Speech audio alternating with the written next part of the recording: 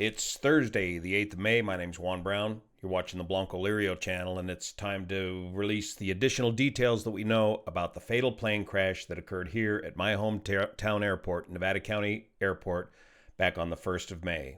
The wreckage ended up here on the side of Whispering Pine Roads, where the aircraft went in nearly straight in and ended up upside down, fatally injuring the pilot, Robert Lund, about my age, in his 60s, from Newcastle, California, and the plane was based out of Auburn, California, just some 30 miles south of here.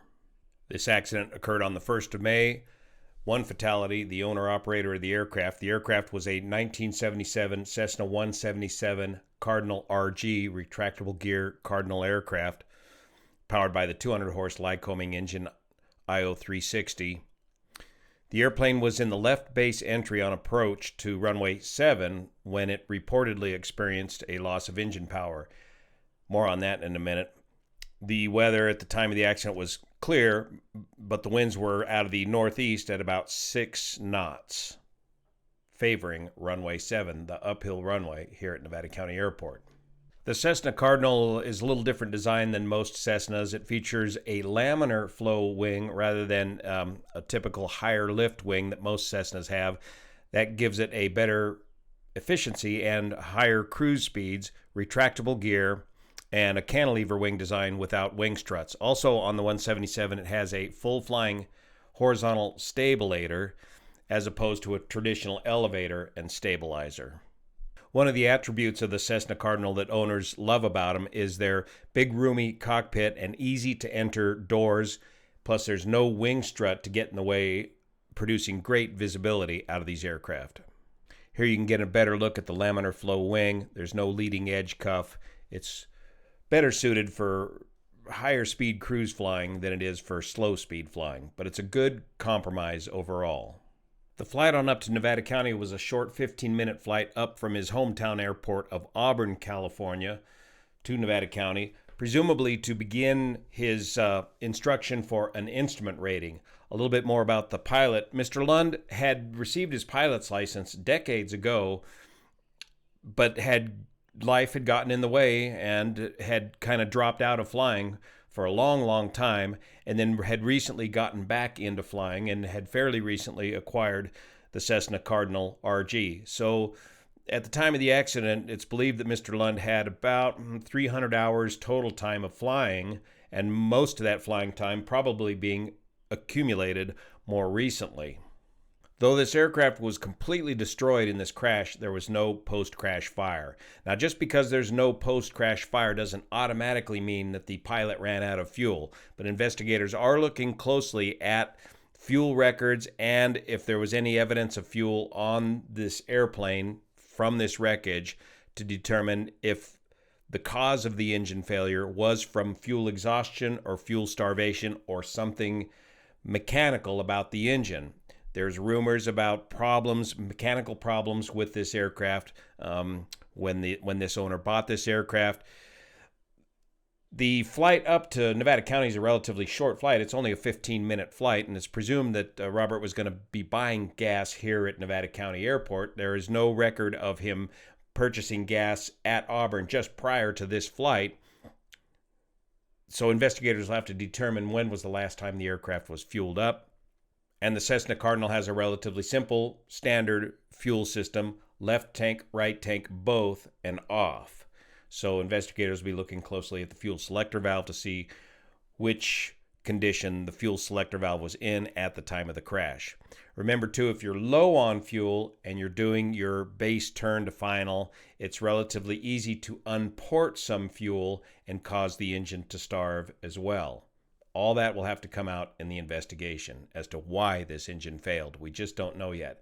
But we do have audio evidence on the Unicom frequency, the 122.725, our local frequency, the common CTAF frequency, where Robert made his normal calls to come into land to runway 7 and then did report Mayday, Mayday, Mayday, engine failure while he was on the base turn to land. Now let's look a little closer at this ADS-B data with the winds out of the east. So we've got good data here for the cruise portion of the flight at 84 knots and 4,600 feet, 4,400 feet, 74 knots, 72 knots, 78 knots. Kind of slow ground speeds for the Cardinal, but again, the winds are out of the north and east, 4,200 feet. And then the altitude data drops off completely, and all we have is time and ground speed data, 88 knots, 98 knots. But it's presumed that he was at a normal pattern altitude, well, like this last altitude here, 4,200 feet, so about 4,100 feet for the left downwind base and final to land on runway 7 here at Nevada County Airport. There was a second aircraft taking off on 25, and this is normal here at these mountain airports. You're going to take off downhill, even with a little bit of a tailwind, because of the rising terrain to the east. There was an aircraft departing on 25 at about the time that the Cardinal was doing his crosswind downwind, but that aircraft was able to get out of the way of the Cardinal.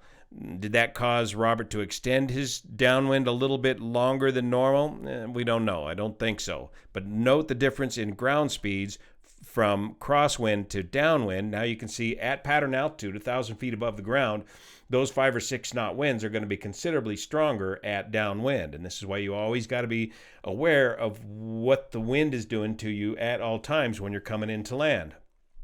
So his ground speed picks up here on the downwind, and then he starts his base turn over Brunswick area here, and then the ground speed gets quite slow down to 55 knots as he turns into the wind. And the data drops off right here, and the crash site is right over here. So somewhere between this last data point and here, it looks to me like Robert decided that with the engine failing or failed, he was not going to make the runway. He was too far away. Presumably his flaps and gear were down. And let's switch over to a different map here, and I'll show you what he may have been thinking of. Looking at the Google Maps satellite view, the runway's up here on the top of the hill at 3,150 feet, and the rest of the town down here is down about the 2,500 foot elevation. So Robert may have elected to make a fateful decision to try to turn towards some sort of safety off to his right, either this possible landing site here, because the crash site ended up right here, or was he trying to turn all the way around and get into this former field here that unfortunately the Grass Valley City Council, despite the protests from Caltrans, FAA, and the Nevada County Airport Commission, we begged them not to develop this area right off the end of the airport, because eventually this could lead to the closure of the airport. If enough of these people complain about the airplanes, the airplane noise, the tanker noise as the tankers take off, and the fact that airplanes do occasionally have engine failures, and this was our last hope for a decent emergency landing spot right off the end of this runway here. The next possible spot is out here over the freeway. So they've started developing this, and perhaps this is what Robert was going to aim for, to try to do a right 270 into here. Don't know, but what happened was as he made that fateful turn downwind, his ground speed picked up, his sink rate picked up, and he ended up clipping these pine trees located right here in this parking lot. And those pine trees sheared off the full-flying horizontal stabilator of the Cessna Cardinal, and he ended up nose diving down into here. With no tail to keep the nose up, the aircraft is going to pitch down. Now, if we look at the data on a Google Earth view, you can see where the altitude data just drops right off. So this is presumably the altitude that he was at for his pattern altitude, about 1,000 feet above the ground, and all we have is the ground track with no altitude data. But if we get down here, we can look a little closer at what he was looking at. A little more oblique view. Okay, you see how let me zoom in here a little better for you. You see how the airport's up on top of the hill here? So With winds out of the east at Nevada County Airport, you want to cut your pattern much shorter for runway 7 typically, and you're typically going to get a big sinker here on runway 7 because see that terrain dropping off? That's going to produce a sinker right off the end of the runway. So instead of electing to continue to go into the wind towards the airport, he makes that fateful decision to turn downwind, and that puts him into these trees right. Somehow he gets from here into these trees right here, shearing off the tail and dropping him down onto the Whispering Pines Road right about there. Now, was he trying to continue all the way around and get back into this field here, possibly? But you make that turn to the downwind, and man, you are going to just start losing performance incredibly fast. Again, this is ground track only. This is not altitude data here.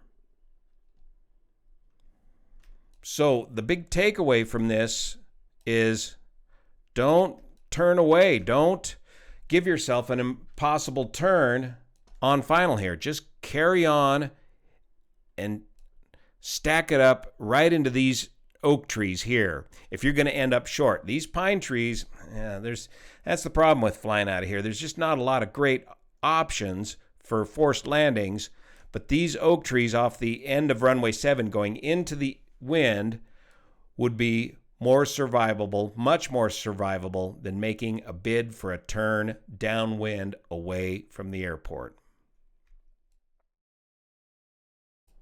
So here's a closer view looking at the pine trees that he clipped just prior to landing. It looks like this tree and this tree here, and a closer view of it here.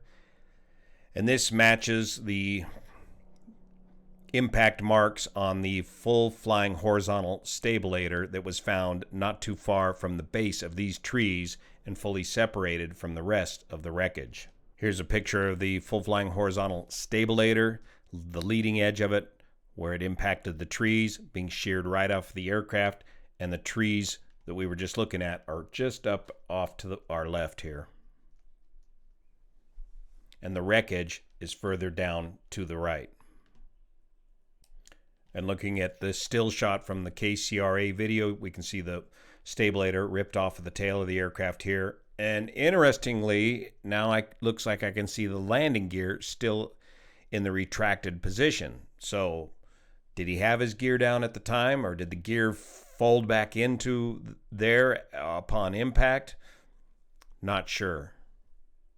So here's what it looked like from the ground, the difference in elevation between the point of impact and where he clipped the trees way up here. So a big drop off downhill, downwind to that point right there. Now I want to talk a little bit about the great debate of power off 180s. I always fly my pattern so that I'm close enough to make it to the end of the runway with my power off. Well, flying the smaller aircraft like the J3 Cubs, the Luscombs, the 65 horse aircraft, even the 100 horsepower aircraft, carburetor icing is often a problem, and those aircraft are no sweat to glide on into the runway in a power off sort of configuration, make a nice tight pattern so that you can always make the runway. But when you get into bigger aircraft, you're eventually going to have to learn how to fly a stabilized approach on speed. You're going to have to rely eventually on the power to make this stabilized approach. And here's an example. Just the week of this accident, we were up here in Idaho in the Cessna 206 working at flying into the Flying Bee ranch, making a video for them about the arrival and departure procedures into the Flying Bee. This sort of mountain flying in a larger aircraft requires a stabilized approach with the power on and a full flap configuration at 60 knots. In the 206, if you're flying power off at 60 knots, that thing's coming down like a streamlined suitcase. So here we are going to do a downstream landing at the Flying Bee. Here's the 206 way over here. We got to get around behind this mountain located way over here. So we're going to disappear behind this mountain for a while, then come in down the river canyon until making a stabilized approach into this 2,000 foot long grass strip at the 3,600 foot elevation. And in this case, this actually put us into the wind landing downstream. And I really don't want to go around in these steep sort of conditions, so I want to nail it every time. We'll pick it up here where we pop out of the canyon here after coming around this mountain. Fully configured.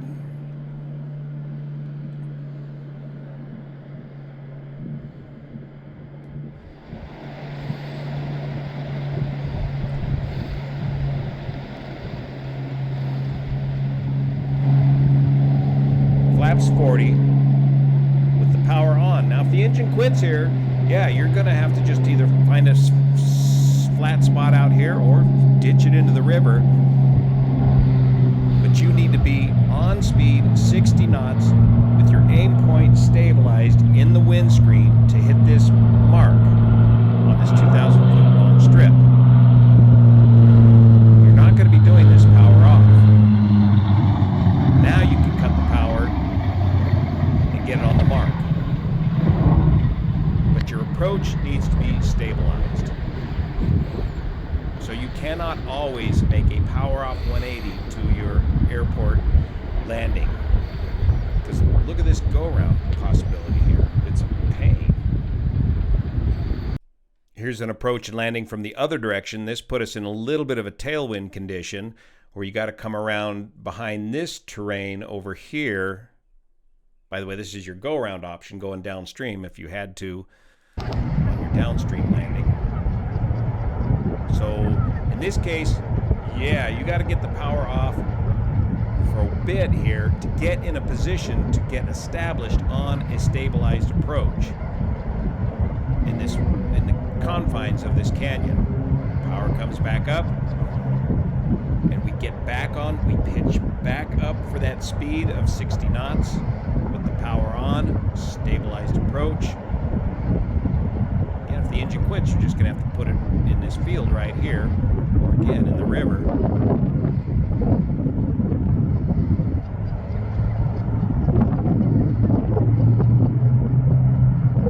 Power as required, and then hit your mark as close as possible to the end of the runway with that little bit of a tailwind right there. Stabilized approaches.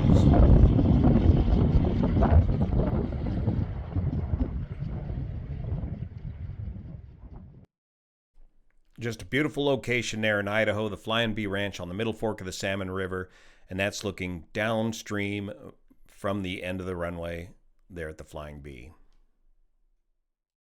So the NTSB quickly and very professionally gathered up all the perishable information and data from this accident, and they assured all of us that they will figure out what happened here, and hopefully we'll be able to figure out why this engine quit.